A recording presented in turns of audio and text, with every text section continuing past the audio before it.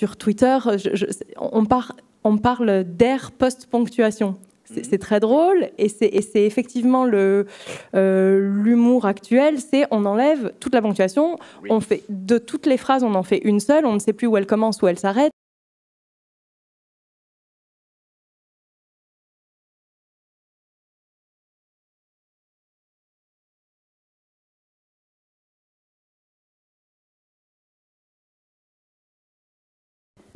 Eh bien, bonjour, merci beaucoup d'être là. Nous sommes très heureux de vous retrouver en vrai.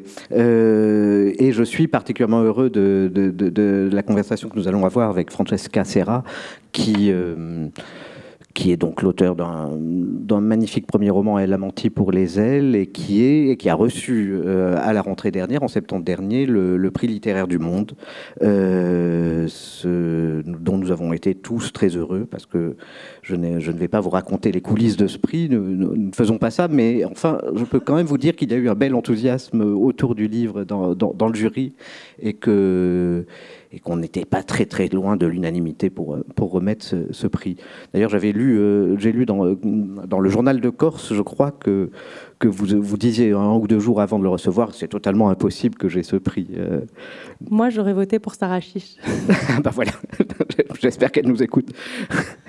Mais eh bien, finalement, nous avons voté pour vous et nous en sommes très heureux. Nous avons été stupéfiés par le souffle et la pertinence du regard sur l'époque qu'il y a dans ce livre, et en même temps l'étrangeté du livre et la force presque mythologique de ce livre. Enfin, ça a été vraiment un très beau moment dans l'histoire de ce prix.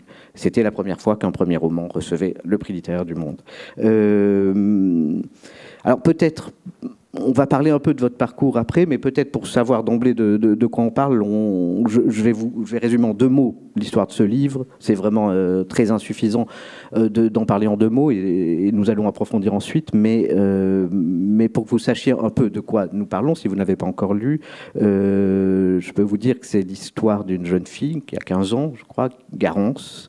Nous sommes dans le sud de la France, dans une ville imaginaire qui s'appelle Île-à-Rennes. Ce qui est précis, ce sont les années. Nous sommes en 2015-2016, l'année scolaire 2015-2016. Garance est une jeune fille d'une beauté, d'une très grande beauté, ce qui est très important dans sa vie, dans l'histoire du livre, qui est d'ailleurs qui va participer à un concours de mannequins qui est organisé bientôt dans cette ville. Mais elle a un rêve, au-delà du fait de gagner ce concours, elle a un rêve qui est de rejoindre la bande des populaires du lycée, de ceux qui incarnent le cool à Île-à-Rennes, qui est la bande de Maud, qui sont des gens un tout petit peu plus âgés qu'elle. Ce que je peux dire, c'est qu'elle va réussir à entrer dans leur cercle, que cette réussite va l'emmener à une catastrophe, et que Garance va disparaître. Et ce livre raconte à la fois ce qui s'est passé au moment de leur rencontre et l'enquête autour de la disparition et l'approfondissement de ce qui a conduit à ce drame, sur lequel, évidemment, on n'en dira pas plus. L'éditeur de ce livre, Stéphane Carrière, me disait récemment, en fait, c'est un livre qui commence comme une série Netflix pour ados et qui finit comme un mystère orphique. C'est un peu de ça qu'on va essayer de parler, de la singularité de ce livre-là, qui a à la fois ces 2 dimensions. Donc, en 2 mots, vous êtes né à Ajaccio. Oui. Mais vous êtes à Paris depuis 2001, je crois, où vous avez fait des études de lettres. Vous avez, je crois, commencé une thèse sur Beckett. Peut-être qu'on pourra en dire un mot. Puis vous avez été journaliste au magazine Grazia. Et un jour, vous avez arrêté le journalisme et vous avez décidé de vous consacrer à l'écriture, justement avec ce projet-là. Avant de raconter cette rupture, peut-être un mot sur vos études de lettres, sur ces lectures, sur Beckett, peut-être pour commencer. Enfin, qu'est-ce qui, dans l'écriture de ce livre, vous a importé? Quels sont les auteurs qui vous paraissent avoir été des guides pour vous quand vous deveniez écrivain à ce moment-là? Alors, moi, j'étais vraiment très scolaire pendant très longtemps. J'étais une grande lectrice de classiques. Évidemment, je mélangeais un peu tout. Quand j'étais adolescente, je mélangeais un peu tout. Je lisais Stendhal, et puis on avait à côté, à l'époque, dans les années 90, la littérature adolescente qui, dans mon souvenir, c'était peut-être plus vaste que ça, mais dans mon souvenir, se résumait à moi, Christiane F., 13 ans, droguée, prostituée. L'herbe bleue. C'est sur plusieurs générations, ça. Voilà, oui, très, très souvent des livres sur l'adolescence qui traitaient de la drogue, mais je dirais que je me suis contentée de la lecture de classiques très très longtemps, voilà, parce que je faisais des études de lettres et que je crois que j'ai découvert la littérature contemporaine, surtout que la littérature américaine. Oui. Avec qui, par exemple? Évidemment, j'étais fan, mais on l'était tous dans ma génération, de David Foster Wallace, de Tristan et Golf avec Le Seigneur des Porcheries. Et puis je lisais Philip Roth, je lisais Franzen, Bret Easton Ellis. Enfin voilà, disons que les auteurs vivants, c'est passé par la littérature américaine. Et c'était aussi, il me semble, cette littérature américaine qui traitait plus facilement la thématique de l'adolescence. Oui. Bien sûr, on a des romans d'apprentissage en France, mais il me semble que le genre ado est aussi le genre générationnel, avec Kerouac, avec Bret Easton Ellis, d'ailleurs, était très américain. Oui. Donc, oui, vous avez pu prendre dans cette littérature l'idée même de génération qui est importante dans votre livre. Oui, en tout cas, c'est plutôt l'idée que c'était possible. Après, oui. je pense que en termes d'influence, je ne sais pas si... parce qu'il y a la littérature, il y a le cinéma aussi. Il y a le cinéma américain. Le teen est un genre très cinématographique. On parle beaucoup de teen movie. Oui. Voilà, donc je suis passée en fait vraiment de la lecture de classiques à des études de lettres très, très classiques. Et puis je suis arrivée doucement à l'écriture Internet par différents biais, mais en tout cas, dans les années 2000, on avait tous des blogs. Et vous en avez eu un?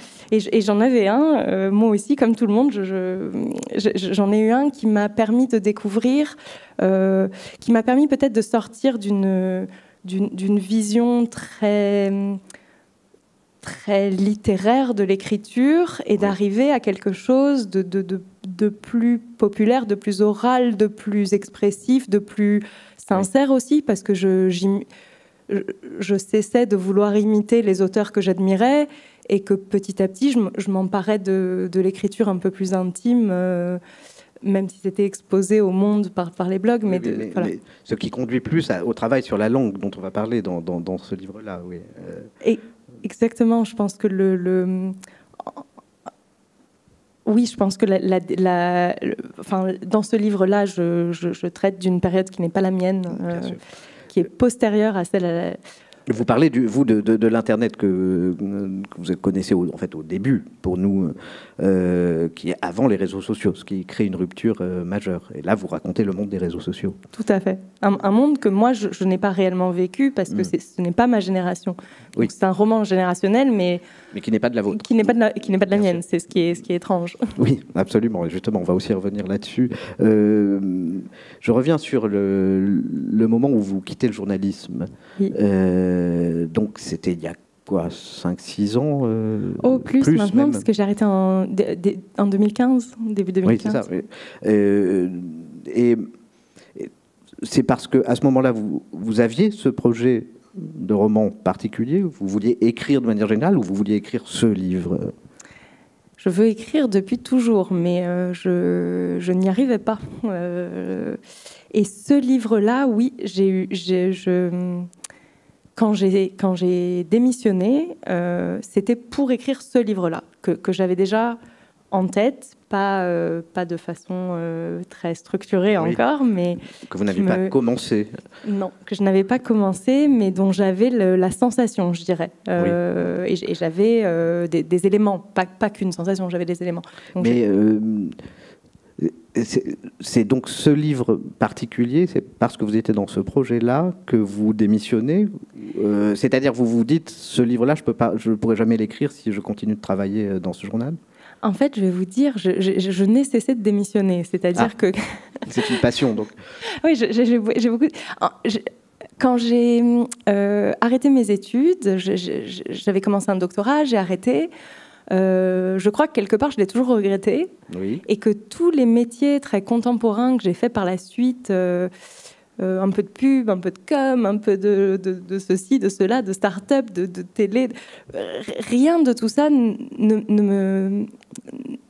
Alors, c'était dynamique, j'entrais dans la vie active, j'étais contente de ça, mais en tout cas, je crois qu'il y avait toujours ce regret de mais pourquoi j'ai pas continué mes études, déjà pourquoi j'ai pas continué à travailler sur Samuel Beckett, et derrière ça l'envie d'écrire, je pense qu'il n'était pas assumé. Et au fait, pourquoi c'est un... Je crois que j'ai eu peur d'être enfermée pour le reste de ma vie à la BNF et que je me suis dit il est temps d'entrer dans le monde et de cesser de lire. Et de s'enfermer à la grande halle de la Villette. On y revient. Oui, c'est ça. Oui, je comprends très bien cette peur. Oui. Mais il s'agit de nouveau de vous enfermer non plus dans une œuvre, mais enfin dans la vôtre, dans un livre, quand vous décidez donc de tout envoyer. Mais vous avez raconté quelque part que ça n'aurait pas eu lieu si vous n'aviez pas une sensation de ce projet uni. Vous avez raconté en fait la scène, c'était dans l'entretien que vous aviez donné au Monde des Livres à la suite du prix. Vous dites que vous étiez un jour dans une forêt en Corse, seul, et que vous avez eu là, devant quoi? Enfin, vous allez nous dire, qu'est-ce qui s'est passé à ce moment-là? Mais déjà, c'était mon premier entretien, donc je crois que j'étais très émue parce que voilà, j'étais vraiment... j'ai raconté un souvenir émotif qui n'est peut-être pas passionnant en soi, mais qui, en fait, je crois... J'ai du mal à l'expliquer. Je crois que ce qui s'est passé, c'est que j'ai toujours eu envie d'écrire, en effet, mais j'avais envie d'écrire avec des idées. J'avais tout un tas d'idées sur la littérature, sur tous les genres, sur le style. Je faisais de la stylistique, voilà. J'avais des tas d'idées. Et vous preniez beaucoup de notes. D'ailleurs, vous disiez que vous écriviez beaucoup. Mais j'écrivais tout le temps. Oui. J'ai commencé 1000 romans. J'écrivais et je ne terminais jamais. Je commençais bille en tête, avec une urgence, un désir d'écrire incroyable qui comment vous dire, qui s'évanouissait au bout d'un chapitre, d'un premier jet comme ça, et puis le lendemain ou 3 jours plus tard, j'avais plus l'envie de poursuivre ce que j'avais commencé. Parfois, ça pouvait aller plus loin, je pouvais écrire 10 chapitres. Mais jamais vous n'aviez, avant celui-là, fini un manuscrit? Non, parce que c'est ce dont vous parliez et ce que j'ai raconté lors de cet entretien, c'est que un jour particulièrement... j'étais en Corse, j'étais toute seule, je conduisais, j'étais dans ma voiture, je traversais une forêt, il n'y avait même pas de voiture devant moi ni derrière, je n'avais personne dans mon rétroviseur, personne devant moi, et à ce moment-là, la luminosité a changé, et vous savez, cette luminosité qui filtre à travers les arbres, comme ça fait quelque chose de très syncopé. Je pense que c'était une fin d'après-midi et il y a eu quelque chose qui baignait sur cette route déserte, dans cette forêt, parce que je traversais une forêt. Il y a eu une forme de luminosité fantomatique. Je ne sais pas comment vous dire, quelque chose de très étrange qui m'a saisie d'un coup.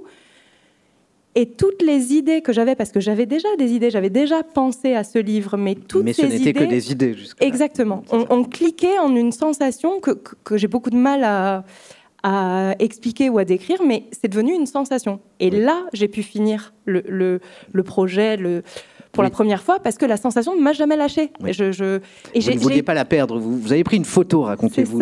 Oui. J'ai eu tellement peur qu'elle me lâche qu'en conduisant d'une main, j'ai sorti mon téléphone pour prendre la photo parce que j'allais dire, ça peut pas rendre sur une photo une luminosité, mais si quand même, on voit, et j'ai épinglé cette photo au-dessus de mon bureau en me disant, maintenant, je ne lève plus mes fesses de cette chaise tant que je n'ai pas fini ce roman. Voilà. Et ça a été long, mais j'ai fini. Mais il y avait quoi alors dans cette sensation il y avait Garance, quoi. Enfin, c'est quelque chose qui vous permet de faire naître ce personnage. C'était quoi Je ne sais pas si je vais vous donner une réponse satisfaisante, mais je pense que Garance n'existait pas encore en tant que personnage et qu'elle-même, mais existait sous forme de disparition. Garance est un personnage qui apparaît, qui disparaît. Qui qui disparaît beaucoup. Et là, j'ai eu la sensation de sa disparition. Et puis, je crois que j'ai eu parce que c'était à la fois très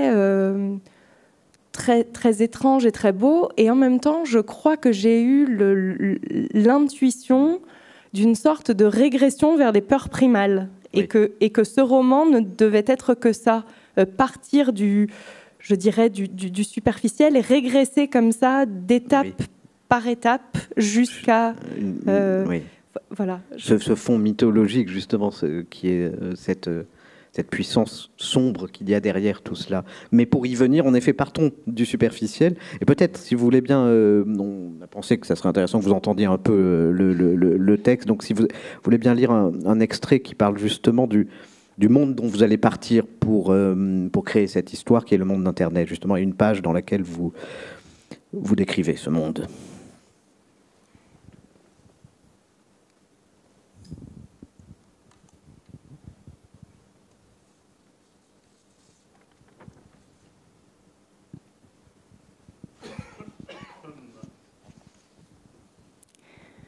Que vous souffriez d'un problème pelliculaire persistant, de mycose vaginale, de poussée d'eczéma dans l'anus, d'un intérêt obsessionnel pour la taxidermie des ratons laveurs, que vous ayez toujours rêvé de violer des femmes dans le coma, de mordiller les talons cornés d'un sexagénaire, ou la certitude de ne pas avoir été réincarné dans la bonne enveloppe corporelle à la suite d'une erreur cosmique, vous pouvez le dire à Internet et personne ne vous jugera.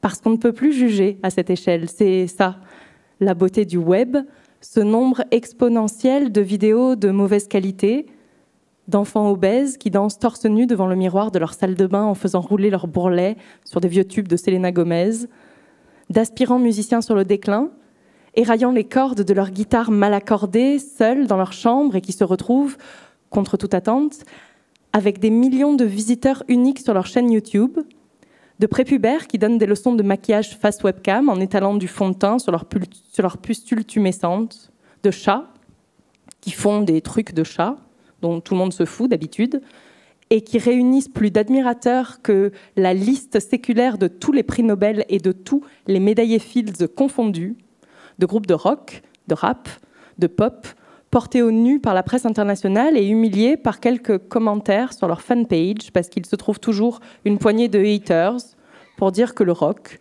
le rap ou la pop, c'était mieux avant. De milliards d'opinions infondées, d'arguments inexacts, d'injures gratuites et de grandioses questions posées à Google sur la teinture des poils pubiens, les lymphomes cutanés et l'étendue de l'univers observable.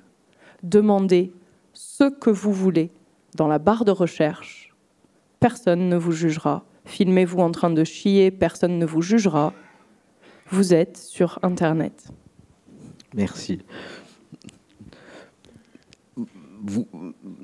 Être dans Internet est un sujet majeur du livre. C'est parce que vos personnages sont, comme on le disait, incarnent une génération, qui est une génération qu'on appelle les milléniaux ou Z. Enfin, il y a plein de... Génération Z, Gen Z. Oui, c'est ça, Gen Z. Enfin, on peut l'appeler comme on veut. En tout cas, il se trouve que ce sont des gens qui sont nés vers 2000 et qui, en fait, contrairement à nous, quand ils sont nés, Internet existait, ils ont toujours connu ça. Et donc, il y a cette sorte de familiarité où tout baigne dans Internet chez eux. Comme vous le disiez, vous avez connu Internet au début, mais pas celui-là, pas celui des réseaux qu'eux ont très vite connu.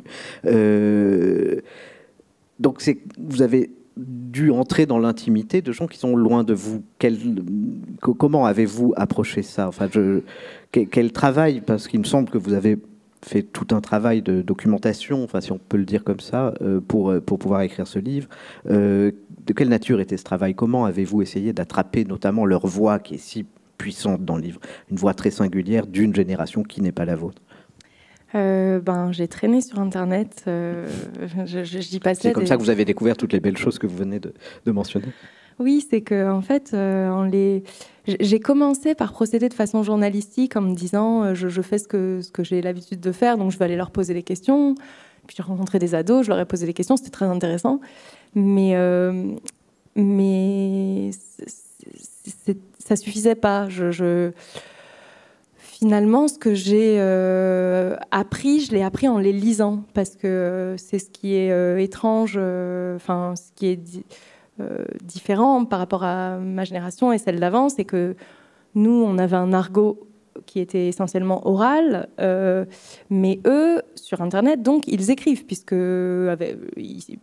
pas que sur Internet, même sur les messageries, voilà, ils écrivent tout le temps. C'est ce que vous montrez des personnages qui écrivent à chaque instant de leur vie. Enfin, c'est ça, c'est une langue qui est écrite, qui est lisible, qui est morcelée partout dans n'importe quel commentaire YouTube, sur Twitter. Donc on y a accès comme ça. Et moi, j'ai passé beaucoup de temps... mais peut-être même sans... Mais juste à les lire parce que ils m'ont emporté... si vous voulez, ce qui m'a paru intéressant, déjà, c'est certains phénomènes, je les avais déjà identifiés parce que je vous dis, les blogs dans les années 2000, certaines choses étaient déjà apparues. Par exemple, aujourd'hui, sur Twitter, on parle d'ère post-ponctuation. C'est très drôle et c'est effectivement l'humour actuel, c'est on enlève toute la ponctuation, on fait de toutes les phrases, on en fait une seule, on ne sait plus où elle commence, où elle s'arrête et ce sont certains mots qui ponctuent en fait. Exactement. Wesh. Tout à fait. Ce genre. Et même de devoir, je dirais, soi-même reconstituer la ponctuation, cet effort intellectuel qu'on fait bien obligé, crée de l'humour parce qu'on nous-mêmes, on se dit et le moment où on comprend, le petit décalage va nous faire rire. Mais ça existait déjà, c'était le tout début, mais dans des blogs des années 2000, il y avait des blogs entiers écrits sans ponctuation. Donc j'avais déjà, je dirais, identifié certaines choses. Alors, on dit que quand on lit les jeunes sur Internet, les adolescents, évidemment, on va tous retenir les fautes d'orthographe, c'est-à-dire que toute graphie en vaut une autre. On peut écrire indifféremment. Moi, je prends un exemple, mais on écrit comme on entend, phonétiquement. Donc, on dirait était devenu on dirait en un seul mot. Ça, je le lisais partout. Il y a beaucoup d'emprunts aux langues étrangères, aux langues africaines, à l'arabe, au romani. Voilà, donc il y a, on en parlait, l'absence de ponctuation. Il y a tout un tas comme ça de phénomènes qui sont qu'on peut évidemment, je ne vais pas le nier, qu'on peut imputer à une certaine ignorance. C'est des élèves qui sont ravis d'être sur Internet parce que c'est un espace de liberté et qu'aucun adulte va les suivre ici pour corriger leurs fautes d'orthographe. Mais il n'y a pas que ça. Il y a aussi de transgresser les règles grammaticales, qu'on en ait conscience ou non. Ça crée de l'expressivité. Donc il y a le moteur, je dirais, de toutes ces transformations de la langue, pour moi, c'était l'humour. Ils sont drôles et ils sont là pour faire rire leurs potes. Et comme ça, ils malaxent la langue pour en extraire de l'humour. Et moi, qui étais quand j'avais leur âge, une très bonne élève, moi je respectais la grammaire comme si c'était ma mère, mais là, ils m'ont emportée avec eux parce que j'étais morte de rire. Je lisais même plus pour le roman, je les lisais pour rire. Je prenais les captures d'écran, je riais. Voilà, je n'ai pas tellement fait de recherche, j'ai ri. Oui, c'est ça. Oui, mais du coup, vous êtes entré dans cette langue, en fait. C'est une immersion. C'est comme un travail de terrain. Vous êtes allé en immersion dans la langue des jeunes. Mais c'est très facile de limiter cette langue. Oui. Je vois bien que je ne suis pas la seule. C'est-à-dire que vous prenez quasiment n'importe quel adulte sur Twitter aujourd'hui et il limite la même langue parce qu'il s'amuse lui aussi et que ça fait rire. On fait de la parodie de parodie aussi. On se réfère à cette langue par humour et c'est de l'humour au carré. Je pense qu'elle a instauré un code. C'est pas uniquement de la parodie, c'est comme le nouveau code de l'humour, c'est de parler comme ça. Et finalement, peu importe l'âge qu'on a, sur Internet, en tout cas, ce code de l'humour est établi. Et de la même façon qu'on peut se mettre à capter le rythme de l'alexandrin si on lit des alexandrins toute la journée. On finit par en écrire. Oui. Voilà, on capte ce rythme adolescent très dynamique, adolescent ou Internet. Enfin, je dis adolescent, mais le rythme Internet. Mais vous pourriez mal comprendre la nature du livre, étant donné ce qu'on dit, et c'est une des grandes forces d'ailleurs, c'est que vous n'êtes pas imitatrice dans le livre. Enfin, vous les faites parler, vous montrez des échanges de messages, etc. Et donc, c'est leur écriture, il y a une sonorité propre à cette époque, mais votre langue, la langue de narration, n'est pas exactement celle-là, et pourtant elle a quelque chose de cette langue. Comment vous voyez ce rapport? Comment en fait cette langue a aussi imprégné votre style, qui n'est encore une fois pas, vous n'écrivez pas comme vous venez de le décrire, c'est-à-dire sans ponctuation, etc., etc. C'est très vrai, c'est très juste comme question, c'est-à-dire que je n'ai pas souhaité utiliser ce langage du point de vue du narrateur. Oui. Et je laisse le soin de le faire à des écrivains plus jeunes que moi, mais parce que de mon point de vue, du point de vue de toute ma génération et des générations antérieures, ça aurait été illisible. Oui. Et alors je le confirme, oui. Voilà, donc je n'ai pas souhaité utiliser réellement cette langue. Finalement, on m'en parle beaucoup, mais elle est très ponctuelle dans le roman. Oui. C'est à peine quelques pages avec des fautes d'orthographe, quoi. Ce qui m'intéresse, c'est que justement, pourtant, tout ce que vous venez de décrire de votre travail d'imprégnation dans cette langue est en effet fondateur pour l'écriture de ce livre. Fondateur. Alors attendez, parce que vous disiez autre chose aussi, et je reviens après sur l'aspect fondateur, mais vous disiez aussi quelque chose qui vraiment m'intéresse, c'est que ça a malgré tout contaminé la langue du narrateur, c'est vrai. De quelle manière alors? C'est-à-dire que même si le récit est écrit de façon plus classique, il n'était pas possible de créer une rupture totale. Oui. Il n'était pas possible de m'exprimer de façon pompeuse et derrière d'écrire FDP, what the... Bon, donc... Oui. Très légèrement, voilà. La possibilité du naturel de et en effet, il y a une grande fluidité de la voix narrative à la voix des personnages. C'est en effet une des réussites. Mais pour répondre à votre question sur est-ce que le langage était un élément fondateur du roman ou pas, je ne crois pas. C'est-à-dire que c'était un élément très important, mais je crois que ce qui a été à la genèse du livre, c'est plutôt une sensation pareille que j'ai du mal à exprimer, mais de mélancolie. On entend beaucoup cette expression de nostalgie du présent, et c'est quelque chose qu'il me semblait être très paradoxalement mieux incarné par la jeunesse actuelle que par la vieillesse. Normalement, la nostalgie, c'est... Mais là, et c'est pour ça, c'était pour, dans l'idée de rendre tangible cette sorte de mélancolie quand je me connecte, c'était pour la rendre tangible que j'ai choisi les adolescents un peu comme symptômes de ce... Et ensuite, que je me suis intéressée à leur langage. Donc, je ne dirais pas que le langage était fondateur, même si, évidemment... c'est une question fondamentale. Mais, non, mais justement, sur cette mélancolie, vos personnages sont... puisque donc ils vivent sur Internet, ils vivent dans leurs propres images, dans l'image de leurs proches et les leurs propres. Cette question est absolument fondamentale pour notre jeune Garance, qui donc, comme je le disais, est fascinée par un groupe d'adolescents, et elle est fascinée sur Internet, évidemment, leurs photos Instagram, etc. Peut-être d'ailleurs, c'est le bon moment pour lire l'autre extrait que vous aviez choisi, où justement Garance est en train de regarder, de contempler, d'admirer avec fascination ces jeunes gens-là, Maud et les autres, sur les réseaux. Salomé Grange, devant les grilles du lycée, ses jambes sont plantées comme des tiges dans des boots cloutés.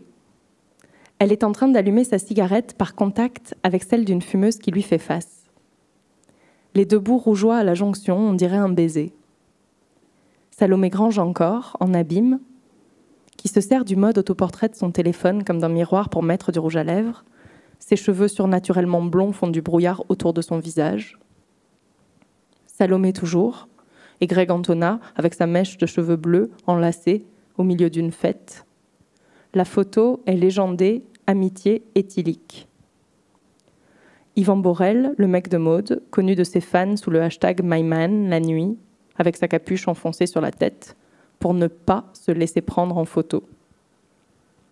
Toute la bande, une piscine, Salomé assise au bord, les jambes dans l'eau, Yvan immergé jusqu'à la taille, une bière à la main, Vincent Dagorn sur le point de faire une bombe, Greg allongé sur une tranche de pastèque gonflable. Cette photo rend triste Garance, elle ne sait pas pourquoi. Juin dernier, la main gauche de Maud Artaud, doigts écartés, ongles grenats, en commentaire. Séchage de vernis, ça compte comme cause de retard à l'oral de français. Une photo de Maud quand elle était petite, assise sous un saule pleureur, légendée seule pleureuse. 428 likes. La dernière en date, Maud l'a prise sur son lit, étendue sur le dos, jambes en l'air, ce qui allonge considérablement ses mollets imprimés de motifs ananas. Elle l'a intitulé Passion chaussette. On distingue un angle de plafond, une applique à laquelle sont suspendus des colliers, un miroir doré, cerné de polaroïdes, et c'est tout. Mais à son cadrage bancal et à son léger flou, on devine le hors-champ, le premier dimanche des vacances d'automne. L'hésitation à sortir, le nez mis dehors pour voir, l'ensoleillement incertain. L'après-midi passé sur Internet, plutôt, le temps perdu à essayer de lire tous les commentaires sous une vidéo YouTube, les notifications WhatsApp et Snapchat qui rythment les heures, les traces de doigts sur l'écran du téléphone et derrière la solitude languide, la présence de quelqu'un. Yvan, Salomé, Greg, à qui la photo est adressée comme une invitation. Garance a oublié qu'elle cherchait une idée de déguisement. Elle fait défiler les images par des pressions régulières de l'index, un battement de métronome sur l'écran tactile jusqu'à ce que les vies réelles et imaginaires de Maud Artaud soient les seules qui lui semblent dignes d'être vécues. Merci. Vous avez des manières efficaces de ramener votre lecteur à partir de cette vie sur Internet, dans la forêt corse d'où tout est parti, c'est-à-dire dans cette solitude glacée, en fait, et dans cette lumière striée. Enfin, c'est un magnifique passage sur la solitude, en fait, pour moi. Je dois dire la soudaine tristesse face à une tranche de pastèque, enfin une bouée. C'est ça, c'est une bouée en forme de tranche de pastèque, et je crois un des très beaux moments du livre, parce que cette solitude est au cœur du roman et au cœur de la vie de Garance. Cette solitude, en fait, dans le regard, justement, cette page est très parlante de ça, dans le regard sur la vie des autres. L'image de l'autre est toujours pleine, radieuse, elle illumine, elle exprime la plénitude d'un être, alors qu'elle ne ressent que du vide et ses propres images, elle le sait bien, sont fictives. Enfin, est-ce que c'est autour de ça que la solitude s'incarne dans le livre? Mais je crois qu'Internet est une sorte d'expérience mondialisée du solipsisme. On est...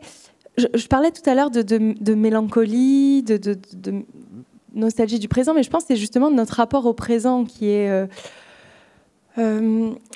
parce que quand on parle de mélancolie, il y a l'idée d'un deuil impossible ou d'une sensibilité à la finitude, mais on parle de la vitesse d'Internet. Moi, c'est quelque chose qui m'a frappée, c'est Internet accélère le monde. Mais ce n'est pas uniquement la vitesse des échanges, de l'information, c'est aussi ce que je disais dans le rapport au présent, qu'on transforme notre immédiateté, on transforme le présent immédiat en image. Et donc, ça devient du passé lointain immédiatement. Et c'est quelque chose qu'on vit en le visionnant. Donc, on est constamment... je dirais, le deuil est impossible. Ces images, c'est toujours un paradis perdu, mais un âge d'or qui était hier, ou il y a 2 semaines. Oui. Et voilà, je crois que... et on est toujours, évidemment, pour en revenir à ce que vous disiez, mais on est toujours exclu aussi du présent des autres. Le présent des autres n'est pas le mien, donc on en est toujours exclu. On est toujours exclu de tout. Alors. On est exclu du royaume, oui. de l'âge d'or du passé. Et voilà, je crois que c'est ça. Oui, il y a une sorte d'inflation du royaume des cieux, et donc il y a d'autant plus de façons de le rater, quoi. On le rate quoi qu'il en soit. On ne fait que le rater. Enfin, en tout cas, oui. C'est peut-être moi, c'est peut-être très, très, très subjectif, mais je crois pas. Je crois qu'on a tous... Mais c'est peut-être très subjectif, en effet. et j'espère que peu à peu, on arrive à vous montrer que ce roman n'est pas un roman sur la génération Z, sur la Gen Z. Elle est là, elle est très présente, elle est très juste, le regard est très pertinent sur elle, mais c'est un roman sur autre chose aussi. Et je parlais d'arrière-fond mythologique, et vous parliez, vous, de peur primaire quand vous évoquiez la forêt. Peut-être, avant que nous puissions discuter tous ensemble, je m'en voudrais qu'on ne parle pas de l'endroit où tout cela se passe, qui est la ville d'Île-à-Rennes, ville du Sud. C'est très important. Ça n'aurait pas pu se passer ailleurs que dans le Sud, j'ai l'impression. Non, ça n'aurait pas pu se passer ailleurs que dans le Sud, mais parce que, alors là, pour le coup, c'est vraiment... parce que rien de tout ça n'était proche de moi avant que je m'en empare, si ce n'est le lieu. Je dirais le lieu, c'est très personnel. Pour le coup, c'est l'aspect presque le plus personnel du roman. C'est cette ville... et qui, en même temps, tout à l'heure, je vous parlais de Tristan et Golfe, je me souviens de cette incroyable ville qu'il invente et qu'il décrit dans Le Seigneur des Porcheries. Évidemment, ça n'a rien à voir, mais je crois que j'avais cette idée que lui a fait merveilleusement, mais de mythologiser une ville réelle et tout à fait normale et presque banale, hein, mais d'en faire cette sorte de monstre. Oui, c'est ça. Et c'est un monstre du Sud, donc j'y insiste. Absolument. Parce que c'est le soleil. Vous avez dit dans une interview à Ajaccio, où j'ai passé ma jeunesse, mon enfance, ma jeunesse, les corps apparaissent beaucoup, il fait beau, et la question de la beauté est polarisée de manière. Or, la beauté, l'obsession de la beauté est un des grands moteurs du livre, la beauté de Garance et la beauté des autres contemplée à travers Internet et Ilias. C'est aussi ça la force mythologique du livre. Oui, et puis ce que vous dites, moi je m'en suis pas rendu compte en vivant. J'ai grandi, j'ai vécu à Ajaccio jusqu'à 18 ans, mais je m'en suis pas rendu compte sur place. Oui. Mais des années plus tard, j'avais déjà une trentaine d'années, j'ai découvert Rio. Et je me suis dit, mais c'est pareil. Les gens, comme ça, au bord de la plage, ont le même rapport au corps, à la beauté. Les gens faisaient des tractions sur les pour se muscler. Donc, et puis, on s'aperçoit avec les réseaux sociaux que c'est pareil partout. Hein. Il ne faut pas habiter dans le Sud pour que l'apparence ait plus d'importance qu'ailleurs. Mais disons qu'en tout cas, c'est plus flagrant dans le Sud. Ça a la même importance partout, mais dans le Sud, on le voit. On le voit tous les jours. Et puis, comme vous disiez, j'ai travaillé dans la presse féminine, donc c'est un lieu où la question de l'apparence était omniprésente. Évidemment. Aussi. Mais en plus, dans cette ville, il y a pas loin la nature. On retourne vers la fin du livre dans les forêts, justement. Il y a aussi c'est cerné par une nature qui peut être un peu inquiétante également. Mais justement, le lien, en fait, j'y pense presque maintenant, mais non, parce que je le sentais, mais je dirais le problème de l'apparence, et c'est le cas sur les réseaux sociaux, comme c'est le cas dans la presse féminine. Je résume pas les réseaux sociaux à un seul phénomène, c'est pas ça, mais je m'intéresse à ce phénomène-là. Le problème, si vous voulez, c'est que l'image est univoque. C'est une image c'est une image même, c'est toujours la même, et on a par exemple la même moue répétée jusqu'à plus soif, la même posture des corps, la même chose qui influence les mêmes personnes. C'est pas un retour du tout, mais la transition vers la forêt, sans du tout être un retour, j'espère pas du tout, passéiste.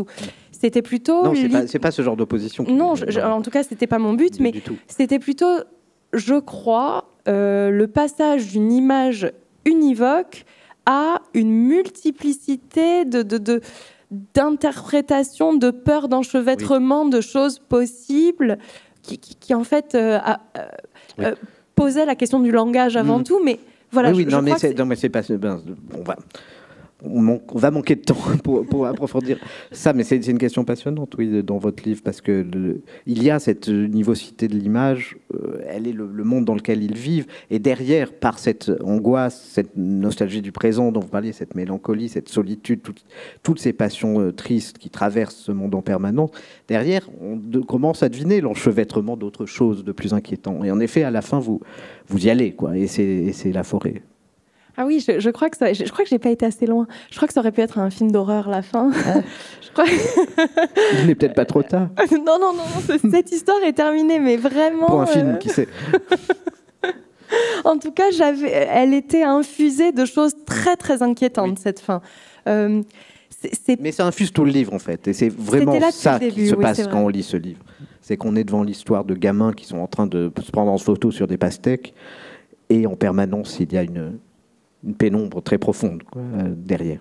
Je suis contente que vous disiez ça. En tout cas, c'est une des très très belles réussites du livre qui fait qu'il est... c'est une expérience très singulière et assez unique de le lire. Alors peut-être certains d'entre vous l'ont déjà lu, je ne sais pas si vous voulez en parler, mais en tout cas, si vous avez des questions, si vous voulez dire ce que vous voulez, la parole est à vous. Je pense qu'il y a un micro, c'est ça. Vous pouvez demander le micro et prendre la parole.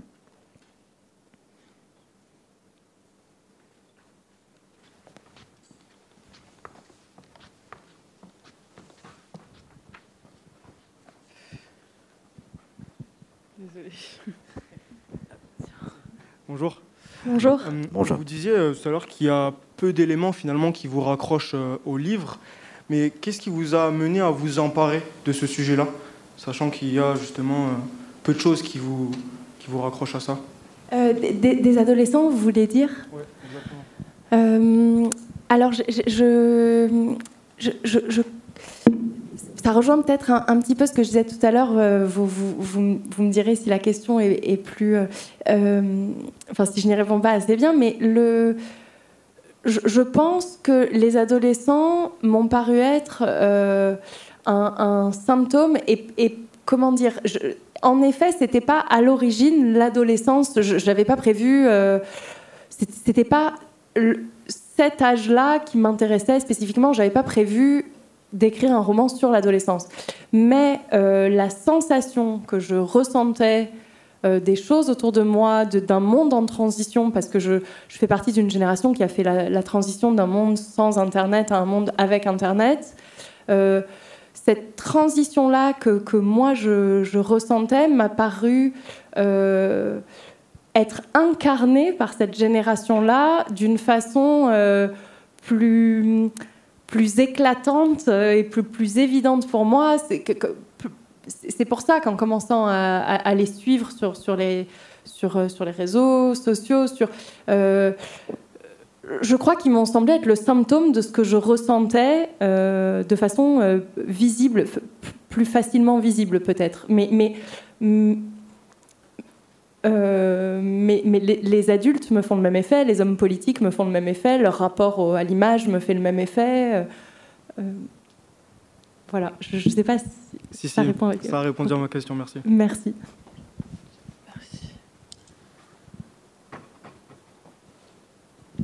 Des questions? Juste en dessous.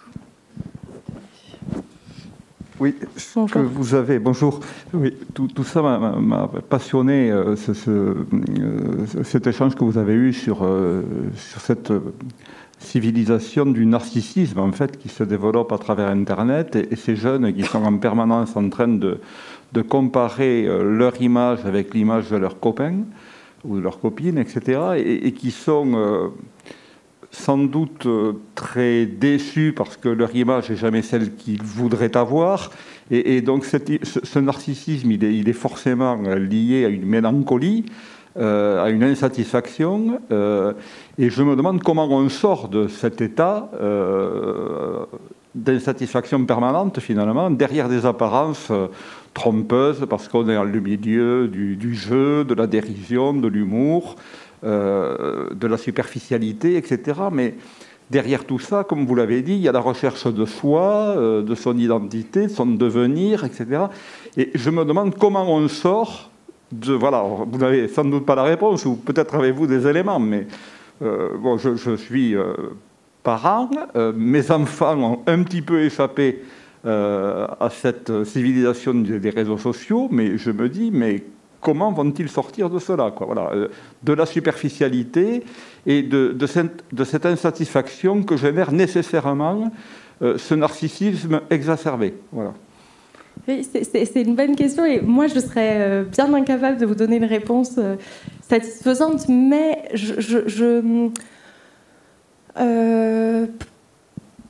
il me semble, pour en revenir aussi à cette idée d'image univoque, que ce rapport à l'image nous satisfait tous, pas que les adolescents, parce que finalement l'image univoque Instagram, bon bah souvent c'est la même image univoque sur Netflix et on est tous en train, je dirais, de s'abreuver de ces images simples qui nous satisfont à un certain niveau, peut-être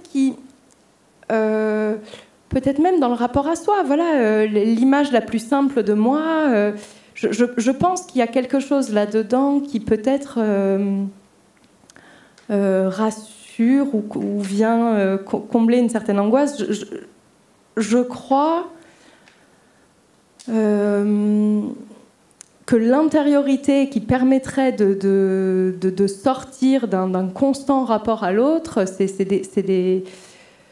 des problématiques très personnelles. Au niveau collectif, c'est difficile de vous donner une réponse. Après, chacun, personnellement, de se donner du temps. Je me souviens d'une interview de Louis C.K., qui est un comique américain qui avait dit quelque chose qui m'avait touchée. Il racontait son téléphone.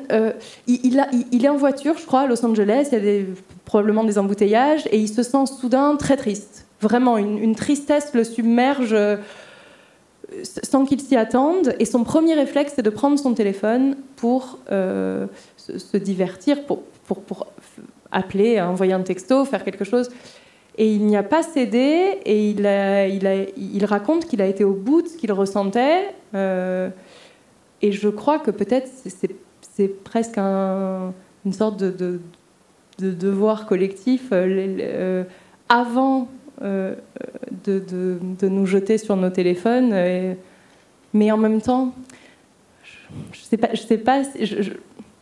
pas si ma réponse, je peux pas avoir de réponse à la mélancolie, mais ce n'est pas qu'un monde de mélancolie. Enfin, j'ai l'impression de décrire ce monde comme si tout était glaçant et nostalgique. C'est ni ma sensation du monde actuel, ni la réalité. Enfin,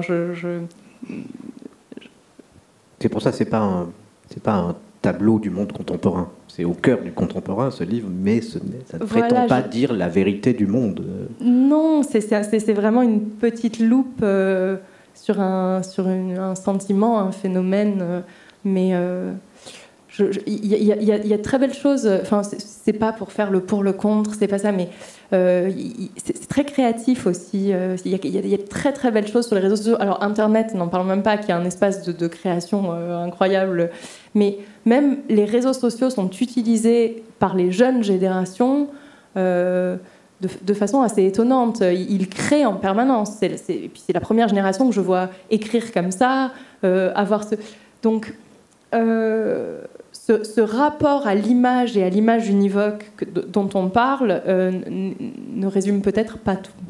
Je m'inquiéterais pas trop, en fait, pour vos enfants à votre place. Merci. Vous avez eu raison de venir. Oui, merci beaucoup. Et cet affranchissement de l'orthographe, selon vous, c'est de l'ignorance ou c'est de la subversion, ou c'est les deux? Alors ça, pour le coup, j'y ai répondu. Je dirais, oui, évidemment, il y a une part d'ignorance.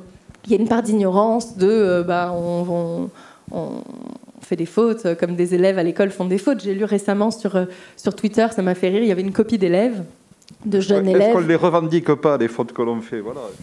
Non, on revendique pas les fautes. En revanche, on revendique, je dirais, la transgression des codes. Ça, oui, mais est-ce que toutes les générations d'adolescents ne revendiquent pas la transgression des codes, quels qu'ils soient? Alors là, l'orthographe et la grammaire, bon, est-ce si grave?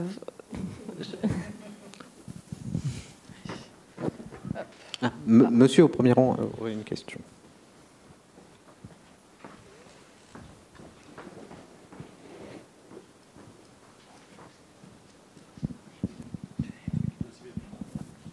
Oui, bonjour. Bonjour. Et bravo pour cet entretien. Ça va m'amener à acheter évidemment le livre. Alors on a réussi. Une question par rapport à votre génération. Comment voyez-vous l'évolution de la littérature ou le roman inclusif? Le roman inclusif, au sens de l'écriture inclusive. Est-ce que vous voyez que quelque chose est en train de bouleverser un peu notre monde, où il faut vraiment résister pour que la langue française reste, les langues en général, restent elles-mêmes, voilà. Alors, c'est une vaste question, et déjà, je ne pense pas qu'on résiste à l'évolution de la langue. Je ne pense pas que ce soit possible. Je pense que la langue évoluait sur des siècles, aujourd'hui évolue peut-être beaucoup plus rapidement. En tout cas, on voit des évolutions sous nos yeux, presque, on la voit presque muter sous nos yeux. On ne sait pas ce qui va rester de ces évolutions et ce qui est de l'ordre du phénomène éphémère. Moi, je ne peux pas le savoir, on ne le sait pas. Est-ce que la langue... En fait, quelque part, le fond de la question... Et ce que vous dites m'intéresse, parce que le fond de la question serait, est-ce qu'on peut faire évoluer la langue idéologiquement, ou est-ce que... Mais il me semble que la langue n'a toujours évolué que par l'usage. Et que donc, peut-être, si une idéologie prend le pas, l'usage fera que la langue évoluera dans ce sens-là. L'écriture inclusive, je suis pas sûre que ça restera, mais par exemple, je sais pas moi, le mot, on nous demande toujours quand on est une femme et qu'on écrit, est-ce qu'on veut être appelé auteur avec un E ou autrice? Bon, c'est une question. Moi, je n'ai jamais de réponse. C'est-à-dire que la façon dont j'ai grandi, j'ai toujours cru que le seul mot possible était auteur, donc j'ai envie d'être un auteur moi aussi, un auteur sans E, parce que comme les autres. Et puis finalement, auteur avec un E, c'est beaucoup plus doux. Autrice, ça me dérange à l'oreille, vraiment, parce que... Alors, j'entends dire... oui, mais on revient à une étymologie latine, on dit bien traductrice, on dit bien... Donc, j'entends ces arguments, mais quelque part, vu que la langue n'évolue que par l'usage, et que l'usage d'auteur est entré, autrice, à l'oreille, choquait tout le monde. Et puis... Ce combat-là prend une certaine ampleur, de telle sorte qu'aujourd'hui, autrice choque beaucoup moins déjà, me choque moins moi, ça m'écorche à l'oreille. Aujourd'hui, je l'entends sans... Donc, je ne sais pas, et j'aimerais... c'est même pas j'aimerais, ce n'est pas à moi de décider, c'est un processus collectif. J'aimerais qu'on ne me demande pas mon avis là-dessus, parce que je vais faire comme tout le monde, je vais suivre l'évolution de la langue, ce qu'on ne peut pas manquer de faire malgré nous. Peut-être malheureusement seulement une dernière question. Je vois que l'échéance est proche. Est-ce qu'il y avait le monsieur là?